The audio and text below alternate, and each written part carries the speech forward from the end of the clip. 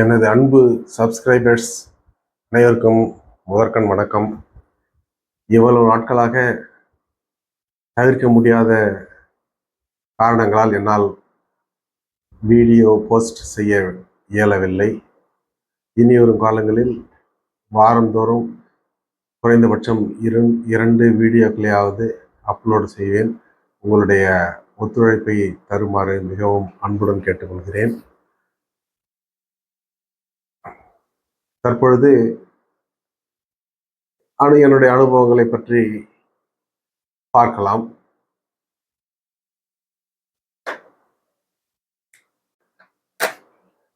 ஆயிரத்தி 1990ஆம் ஆண்டு இருக்கும் என்று நினைக்கிறேன். என்னுடைய ஓய்வு நேரங்களில் வழக்கமாக ஒரு பால் புரோக்கர் கடை, அந்த கடையில் சென்று நண்பர் ஒருவரிடம் பேசிக்கொண்டிருப்பேன். அவரும் போர் அடிக்கிறதுனால என்கிட்ட ரொம்ப நேரம் பேசிட்டு இருப்பாரு. நண்பர்னா அப்போ எனக்கு வயசு ஒரு 40 ஒரு 35 வயசு தான் இருக்கும். ஆனால் அவருக்கு 65-70 வயசு ஆயிடுச்சு. ஏன்னா அது எவ்வளோ பெரிய வயசு வித்தியாசத்தில் நண்பர்னு சொல்கிறீங்களே அப்படின்னு நினைக்காதீங்க. ரொம்ப நல்லா பழகுவார், நல்லா பேசுவார், நல்லா ஜாலியாக பேசுவார். என்னங்க உங்களுடைய வாழ்க்கையெல்லாம் எப்படிலாம் இருந்தீங்க, எப்படிலாம் போனீங்க வந்தீங்க அப்படிலாம் பேசுவோம். அவருடைய வாழ்க்கையெல்லாம் பற்றி பேசுவார்.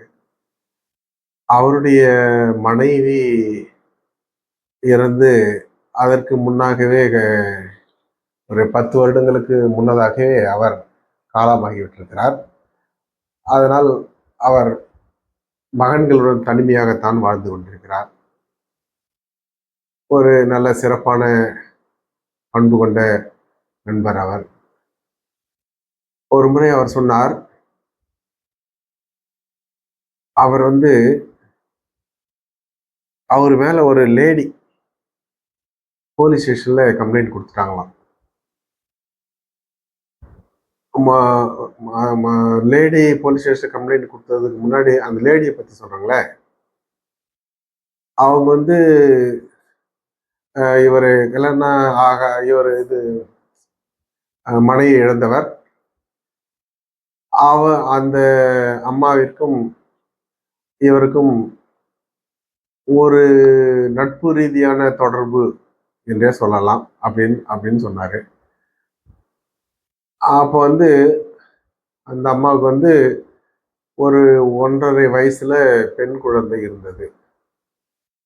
அப்பொழுது அவர் கணவர் காலமாகிவிட்டார். இல்லை, திடீர்னு ஒரு நாள் அந்த அம்மா நல்லா எனக்கு நீண்ட நல்லா அவங்க எனக்கு பழக்கம். திடீர்னு அந்த அம்மா கம்ப்ளைண்ட் கொடுத்துச்சு என் மேல. ஸ்டேஷன்ல போயிட்டு என்னங்க பண்ணீங்க, கம்ப்ளைண்ட் கொடுத்துச்சு. ஒரு நாள் கூட கூட பேசிச்சு, அடிச்சுட்டேன் அப்படின்னாரு. என்னங்க அடிச்சுட்டுன்றீங்க, சாதாரணமா கம்ப்ளைண்ட் கொடுத்துச்சுன்றீங்க. அப்புறம் கம்ப்ளைண்ட் கொடுத்துட்ட உடனே அவர் ஊர்ல ஒரு பெரிய மனிதர். அவரு போய் கூப்பிடுறதுக்கே காவல்துறையினர், போலீஸ் ஹெட் கான்ஸ்டபிள் அவங்களுக்கே கொஞ்சம் தயக்கம். இதனால கம்ப்ளைண்ட் லேடி கொடுத்துட்டதுனால போய் கூப்பிட்டு ஆக்கணும் அவரை விசாரணைக்கு. அப்போ அதுக்கு 2 கான்ஸ்டபிள் அடிச்சு அவரை அழைச்சிட்டு வர சொன்னாங்களாம். சரி என்னடா அது அப்படின்ட்டு போய் ஆகணுமேட்டு இவர் போறார். அதற்கு முன்னதாக அந்த அம்மா, குழந்தை கூட ஒரு 2-3 பெரிய மனுஷங்க, அவங்களுக்கு தெரிஞ்சவங்க, சப் இன்ஸ்பெக்டர் அவங்கெல்லாம் நின்றுட்டு இருக்கிறாங்க. அவங்க கிட்ட விசாரிச்சிருப்பார் போல இருக்கு சப் இன்ஸ்பெக்டர். இது மாதிரிலாம் அடிச்சுட்டார் என்ன அப்படின்னு சொல்லியிருக்கிறாங்க. சரின்ட்டு இவர் ஒரு என்னடா இந்த மாதிரி சூழ்நிலை ஆகிப்போச்சு அப்படின்ட்டு இவர் ஒரு தயக்கத்தோடு பெரிய மனுஷன் செல்லும்போ அப்படின்னு ஒரு தயக்கத்தோடு உள்ளே செல்கிறார். உள்ளே செல்லும் பொழுதே அந்த அம்மா வைத்திருந்த அந்த கை குழந்தை அப்பா அப்பா நீங்க தாவின்னு விட்டு ஓடியாருதான். தாவின்னு வந்த உடனே வாமா குட்டி பொண்ணு அப்படின்ட்டு இந்த குழந்தைய வாங்கி ஒரு கொஞ்சம் ஆரம்பிச்சிட்டார். அந்த சப் இன்ஸ்பெக்டர் பார்த்துட்டு, ஏமா இந்த கேஸ் நம்ம எடுத்துட்டு வரேன், போமா கம்னு போமா வீட்டுக்கு அப்படின்னு சொல்லி அனுப்பிச்சிட்டாரு. யாரும் எதுவுமே பேசுறதுக்கு வழி இல்லை. அதை வந்து சொல்லிக்கிட்டு என்கிட்ட சிரிப்பாரு. இது மாதிரி நடந்து போச்சு சுப்பிரமணி, இந்த குழந்தை வந்து என்னை தாவிட்டு வரவே இவங்க எந்த அளவுக்கு ஒரு நட்போடு இருக்கிறாங்க அப்படின்றத அவர் சப் இன்ஸ்பெக்டர் தெரிஞ்சுக்கிட்டாரு. யாரையும் எந்த விசாரணையும் பண்ணல, என்னையும் எந்த கேள்வி கேட்கல. சரி போயிட்டு வாங்க அப்படின்னு சொல்லி அனுப்பிச்சிட்டாரு. இது வந்து ஒரு ஒரு விசித்திரமான சம்பவம் என்று நினைக்கிறேன். அதற்கு முன்னதாக சரி அடுத்த என்னுடைய சொந்த அனுபவத்தை பற்றி சொல்கிறேன். அதாவது 89, 88 அந்த வயசு, 89 அந்த வயசு, 89ஆம் ஆண்டு, எனக்கு 1989ஆம் ஆண்டு. நான் வந்து அப்பொழுது திருப்பத்தூரில் பணிபுரிந்து கொண்டிருந்தேன். எனக்கு திருமணம் ஆகிவிட்டது அப்பொழுது. அப்போ வந்து எனக்கு வந்து இந்த உடம்பாடல் சொல்லுவாங்க இல்லையா, நீர்க்கடுப்பு.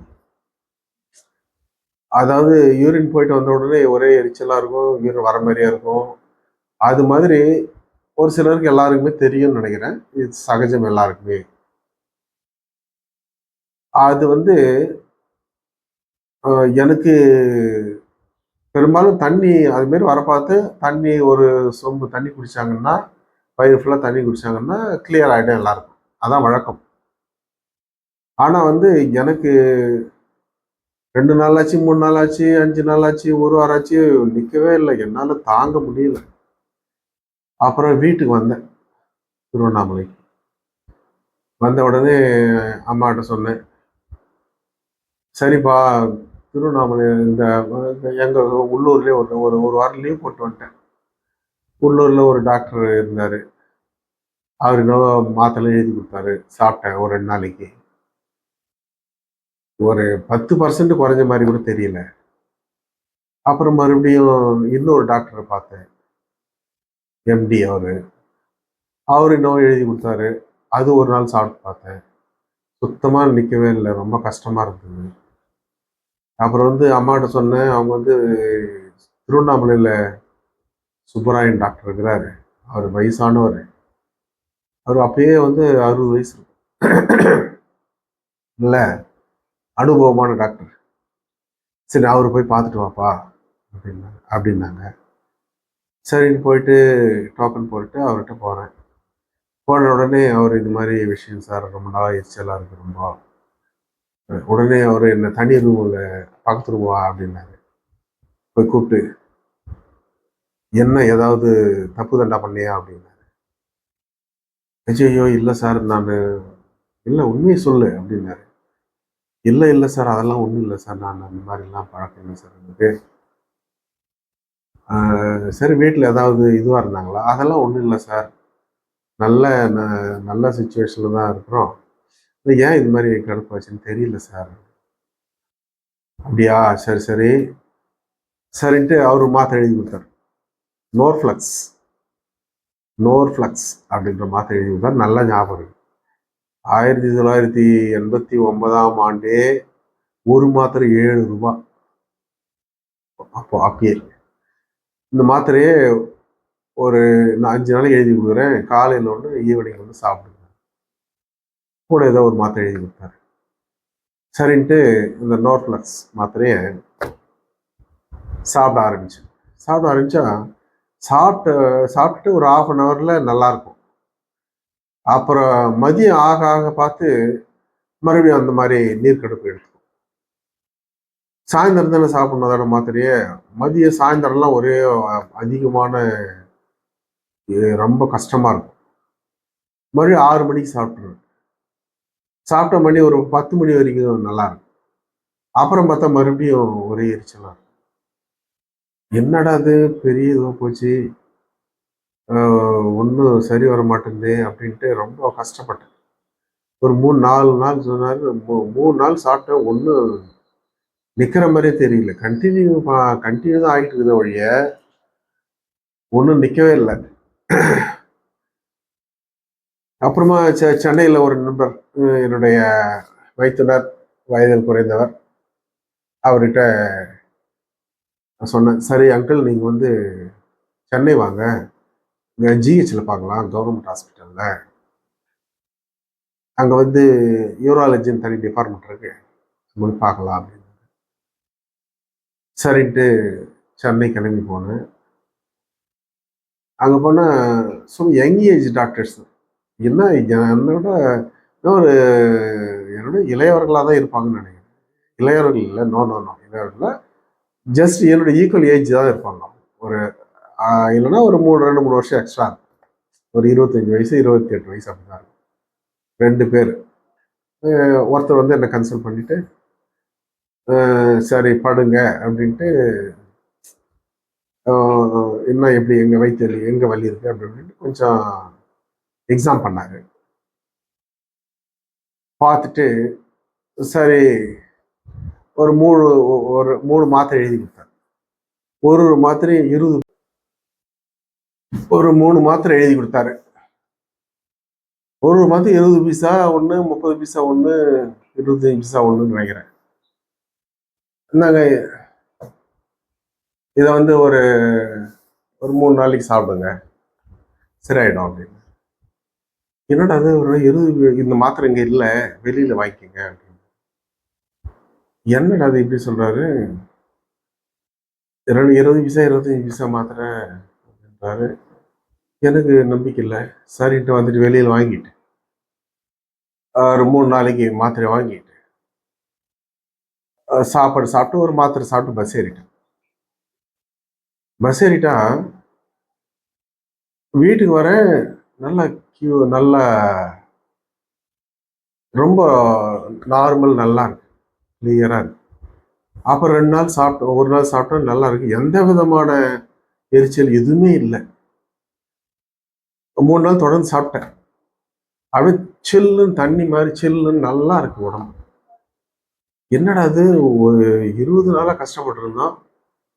ஒரு சாதாரண 20 பைசா 25 பைசா மாத்திரையில சரி பண்ணிட்டாரு அப்படின்னு எனக்கே ரொம்ப ஆச்சரியமாயிடுச்சு. 65 வயசு எக்ஸ்பீரியன்ஸான டாக்டர், 7 ரூபா நோர்ஃப்ளெக்ஸ். இந்த காலத்துல ஒரு மாத்திரை வந்து 30 ரூபா 35 ரூபா இருக்கும். அந்த மாதிரி மாத்திரை சாப்பிட்டு அது கேட்கவே இல்லை. என்ன கேட்டால் அந்த மாத்திரை வந்து நோர்ஃப்ளெக்ஸ் வந்து அதிகமாக சாப்பிடக்கூடாதுன்னு சொல்றாங்க. தெரியல. இதெல்லாம் வந்து எனக்கு ஒரு பெரிய அனுபவமா போச்சு. என்னன்னா, அதாவது கரெக்டான டாக்டரா பார்த்து நம்ம வந்து அதுக்கு ட்ரீட்மெண்ட் எடுத்துக்கணும். யாரோ ஒருத்தரையா பிடிச்சிக்கிட்டு அவர் கொடுக்குறாருன்னு அவரு ட்ரைனிங் எடுத்துக்கிறதுக்கு நம்ம உடம்ப பயன்படுத்திடக்கூடாது நம்ம. அது மாதிரி கரெக்டான டாக்டரை பார்த்து, ஒரு டாக்டர் இல்லையா விட்டுட்டு அவங்க அடுத்தவங்களை பார்க்கணும். அதே மாதிரி தான் வந்து என்னுடைய அப்பாவுக்கு வந்து ரொம்ப ஆஸ்மா கம்ப்ளைண்ட். ஆஸ்மா வருது. எங்க ஊர்ல ஒரு 2, 3 பேஷண்ட் ஆஸ்மா பேஷண்ட் இருக்காங்க. அதுல ஒருத்தர் அக்கா ஒருத்தர் இருக்காங்க.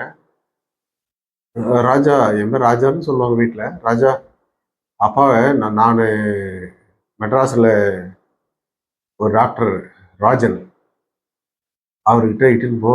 நான் அங்கதான் போயிட்டு ஊசி போட்டுட்டு வந்தேன். ஆனா ஒரு ஊசியே 500 ரூபாய் வாங்குவாங்க. அது டோக்கன் முன்னாடியே போயிடணும் காலையில அப்படின்னு சொல்லிச்சு. அப்படின்னு நல்லா இருக்குங்க சொல்லிச்சு. சரின்ட்டு அப்பா அழைச்சிட்டு போயிட்டு டோக்கன் போட்டு அது மாதிரி அது இன்னும் சும்மா சின்ன ஊசி, இடுப்புல வைக்க தெரியாது, எடுக்கிறது தெரியாது. வாங்க வாங்க கிளம்பு, 500 ரூபான்னு. அப்புறம் மாத்திரைலாம் எழுதி கொடுப்பாரு. அது ஒரு பெஞ்ச் எழுதி கொடுத்து இட்டு வந்தா அப்புறம் அந்த மாத்திரைலாம் சாப்பிட்ற வரைக்கும் கொஞ்சம் சுமாராக இருக்கும். அதுக்கப்புறம் நாள் பூரா அதுக்கப்புறம் காலங்கள் பூரா ஒரு ஒரு 8 மாசத்துக்கு அப்புறம் எங்க தாய் மாமன் இருப்பார். அவரை வந்து அவர் கூட ஜாயின் பண்ணி அனுப்பிச்சு விட்டுருவேன். அனுப்பிச்சு விட்டுட்டு அவர் போயிட்டு இன்ஜெக்ஷன் போட்டுக்கிட்டு வந்தாருன்னா ஓகே, நம்ம வேலை முடிஞ்சு போச்சு அப்படின்ற மாதிரி நான் பண்ண ஹாயா நான் பண்ண மாட்டேன். நான் என் வேலையை பார்த்துக்கிறேன். அப்பா எப்படி உடம்பு எப்படி இருக்கு, நல்லா இருக்குப்பா அப்படின்னாரு. அவர் ஒரு டாக்டரை மட்டும்தான் பார்த்தோம். கடைசியில் வந்து அவர் அவர் வந்து காப்பாற்ற முடியல. அவர் காலம் ஆயிட்டாரு, 15 வருஷம் ஆயிடுச்சு. ஆனால் வெவ்வேறு டாக்டரை நான் கன்சல்ட் பண்ணியிருந்தேன்னா கண்டிப்பாக நிச்சயமாக அவர் காப்பாற்றிருக்கலாம். அது வந்து மிகப்பெரிய மிகப்பெரிய ஒரு தவறு செய்துட்டேன்னு தான் நினைக்கிறேன். அது மாதிரி ஒரு விஷயம். இதனால் இவன் ஏதோ ஒரு குரல் இருக்கு, யாரு யாரு இந்த செயலை இவர் தான் முடிப்பார் அப்படின்னு சொல்லி அவங்க கிட்ட தான் பார்த்து கொடுக்கணும் அப்படின்ற மாதிரி இந்த டாக்டர் தான் நம்ம கன்சல்ட் பண்ணோம் அப்படின்னு செலக்ட் பண்ணி கரெக்டாக டாக்டர் கிட்ட போகணும். ஏதோ ஒரு டாக்டர் ஒரு ஃபேமஸான டாக்டரு அப்படின்னு போயிடக்கூடாது. ஒரே டாக்டரையும் நம்பியிருக்கூடாது. அதை இந்த என்னுடைய அனுபவத்தை நீங்கள் தெரிஞ்சுக்கணுன்றதுக்கோசரம் சொல்கிறேன். அப்புறம் வந்துட்டு இன்னொரு நிகழ்ச்சி என்னன்னா, அப்போ வந்து கார் வச்சு அனுப்பிச்சிருவேன் அப்பாவை. அப்பா அம்மா அவர் 2 பேரும் பின் சீட்டில் ரொம்ப ஃப்ரீயாக உட்காந்துக்குவாங்க. முன்னாடி எங்கள் தாய் மாமா உட்காந்துக்குவாரு, டிரைவர் இட்டுன்னு போவாங்க. அது மாதிரி அந்த சென்னை டாக்டர் கிட்ட ஒரு ட்ரிப் பார்த்து போயிட்டு வந்தாங்க. வந்துட்ட உடனே அப்பா அப்பா என்ன பண்ணாங்க, எங்கள் ஊரில் ஒரு லேடி, அந்த லேடியும் மெட்ராஸு, அதுக்கு ஆஸ்மா போனாங்க. அதை கூட இட்டுன்னு போனாங்க. எங்கள் பேக் சீட்டில் இண்டிகாவில் எங்கள் அப்பா, எங்கள் அம்மா, அந்த அம்மா, எங்கள் அப்பா சென்டராக உட்காந்துருந்தார், என்ன ஓரமாக இருக்குது. அதுமாரி போயிட்டு வந்தாங்க. வந்துட்ட உடனே எனக்கு இவங்களை பார்த்த உடனே எனக்கு ரொம்ப கோவம் வந்துடுச்சு. ரொம்ப திட்டாங்க அப்பா. எங்கள் அக்காவும் திட்டிடுச்சு. உன்னை யாரு கூட இந்த பொம்பளைலாம் இட்டுன்னு சொன்னது? நீ வந்து ஃப்ரீயா போவ, உனக்கு உடம்பு சரியில்லை, நீ முடியலன்னா அம்மா மடியில் படுத்துட்டு வருவ அப்படின்றதுக்கோசரம் தானே உன்னை அனுப்பிச்சது கூட. அப்படின்றதுக்கோசரம் உனக்கு காருன்னு தனியாக அனுப்பிச்சது. நீயே வந்து அந்த பொம்பளைலாம் கூப்பிட்டுட்டு போறீங்க அப்படி இப்படின்னு நானும் திட்டின உடனே எங்கள் அப்பா ரொம்ப வெக்ஸ் ஆயிட்டார், ரொம்ப மனசு கஷ்டப்பட்டார். இல்லைப்பா தெரியாதம்மா இட்டு போனேன், தப்பு தான்ப்பா அப்படி இப்படின்னு சொன்னார், ரொம்ப வருத்தப்பட்டார். அதுக்கப்புறமா எங்கள் சித்தி எங்கள் அம்மாவும் பேசிட்டு பார்த்து சொன்னாங்க என்னன்னா, அந்த லேடி வந்து எங்கள் அப்பாவுக்கு முறை பொண்ணு, அவங்க விடோயர். யாராவது சொல்லியிருப்பாங்க போல இருக்கு, ஒரு ஆறுமுகம் வாத்தியார் அவர் வந்து ஆஸ்மா இதுக்கு தான் போறாரு, அவர் கூட நீ ஒன்றா போய் ட்ரீட்மெண்ட் கூட போனீங்கன்னா ஊசி போட்டு வந்துடுவேன் அப்படின்னு சொல்லி அனுப்பிச்சிருப்பாங்க போல இருக்குது. அவர் வந்து அந்த அம்மா வந்து கேட்ட உடனே எங்கள் அப்பா சரி வாயம் போகலான்னு இருக்கிறாரு. அப்போ வந்து அந்த அம்மா வந்து காரில் ஏற பார்த்து எங்கள் சித்தி நின்றுது. எங்கள் சித்தி என்ன, எங்கள் அப்பா என்ன சொன்னாராம், அந்த பொம்பளை பேரை சொல்லி, அந்த பொம்பளை பேரெல்லாம் சொல்ல தேவையில்லை, இந்த பொம்பளை பேரை சொல்லி முறை பொண்ணாச்சே, அந்த வயசுலேயே 70 வயசுலேயே என்ன இந்த கல்யாணம் பண்ண மாதிரி இருக்குது அப்படின்னு கிண்டல் பண்ணிக்கிறாரு. சித்தி என்ன சொல்லிக்குது, என் கல்யாணம் தான் பண்ணிக்க அப்படின்னு. எங்கள் அப்பா கல்யாணம் பண்ணிக்கிறவங்க நாங்கன்னா பண்ணிக்கிட்ட போச்சு அப்படின்னாராம். அது மாதிரி அந்த வயசுல அவருக்கு அந்த ஒரு ஒரு உணர்வுகள், காதல் உணர்வுகள் அப்படி கூட இருந்திருக்கலாம் போல இருக்கு. ஏன்னா வந்து ஏறக்குறைய அவங்க ஆல்மோஸ்ட் எங்க அம்மா ஏஜ் தான் அந்த அந்த அம்மா. அவரு ஒரு ஜாலியா உட்காந்து போயிருப்பாரு போல இருக்கு. சரி வர வச்சுட்டு எங்க அப்பா சென்டர்ல, அந்த அம்மா ஒரு பக்கம், எங்க அம்மா ஒரு பக்கம் உட்காந்துட்டு ரொம்ப ரசனையோட போய் வந்திருக்கிறாரு. இது வந்து எங்க அப்பா காலம் ஆயிட்ட பிற்பாடு தான் எங்களுக்கு இது சொன்னாங்க. நாங்க வந்து ஐயையோ என்னடா இது? ஏதோ ஒரு கடைசி நேரத்துல ஒரு ஜாலியா போயிருக்கிறோம். இதுல ஒரு கொடுமையான விஷயம் என்னன்னா, போயிட்டு வந்துட்டு 3வது நாள் விடியற் காலையில எங்க அப்பா 4 மணிக்கு காலமாகறாங்க. அந்த அம்மா விடிய காலையில 3 மணிக்கு காலமாயிடுச்சு. 2 பேரும் ஒரே நைட்ல இறந்துடுறாங்க. இறந்துட்டு மறுநாள் வந்து அடக்கம் செய்யணும்.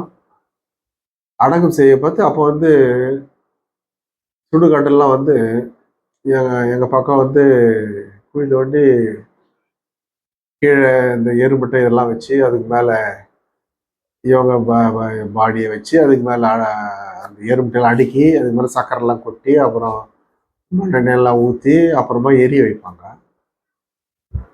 அப்போ வந்து எரிமேடை மாதிரி கொஞ்சம் உயரமான இதெல்லாம் கட்டலை அப்பெல்லாம். இப்பெல்லாம் வந்து கட்டி வச்சிருக்கிறாங்க எல்லா ஊர்லேயும் பஞ்சாயத்தில். அப்பெல்லாம் கிடையாது. பக்கத்தில் தான் போதுங்க. அந்த அம்மாவுக்கு அவங்கள புதைக்க வேண்டிய இடமும் எங்க அப்பாவை புதைக்க வேண்டிய இடம் பக்கத்துலேயே குழி வெட்டி இருக்கிறாங்க. எங்க அப்பாவை புதைச்சிட்டு எருமட்டையெல்லாம் அடுக்கி வச்சுட்டு வெயிட் பண்றாங்க. ஏன்னா பத்த வச்சுட்டா திப்பு திப்பு திப்புன்னு அனல் அடிக்குமே. அதனால இதை வந்துடுச்சு அந்த அந்த அம்மாவும் அவங்களையும் அடக்கம் பண்ணிட்டா 2த்தையும் ஒன்னா கொளுத்திட்டு போயிடலாம் அப்படின்ட்டு வெயிட் பண்றாங்க. உடனே ஒரு 1/4 மணி நேரம் பின்னாடியே அந்த அம்மாவை கொண்டாந்து பக்கத்துல அடக்கம் பண்றாங்க. 2 பேரையும் ஒன்னா வச்சு மூடி ஒன்னா முன்ன பின்ன கற்பூரம் ஏற்றி எங்க அப்பாவை ஏற்றிட்டு பின்னாடி அவங்களுக்கு கற்பூரம் ஏற்றினாங்க. ஏற்றிட்டு எல்லாம் கும்பலா வராங்க.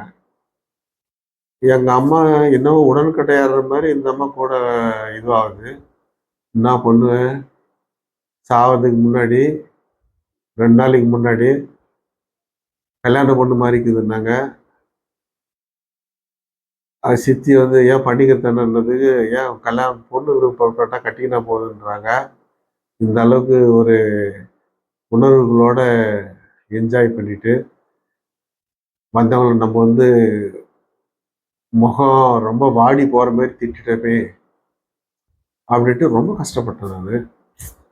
சரி, அதாவது அவங்களுடைய இறப்பும் வந்து 2 பேருடைய இறப்பும் ஒன்னா இருக்குது பாருங்க. அதுதான் வந்து இயற்கையிலேயே ரொம்ப வந்து நினைச்ச ரொம்ப ஆச்சரியமா இருக்கு. இது வந்து ஒரு இதுவான அனுபவம். இத்துடன் இன்றைய நிகழ்ச்சி என்னுடைய பதிவை நிறைவு செய்து கொள்கிறேன். மீண்டும் பிறகு சந்திப்போம்.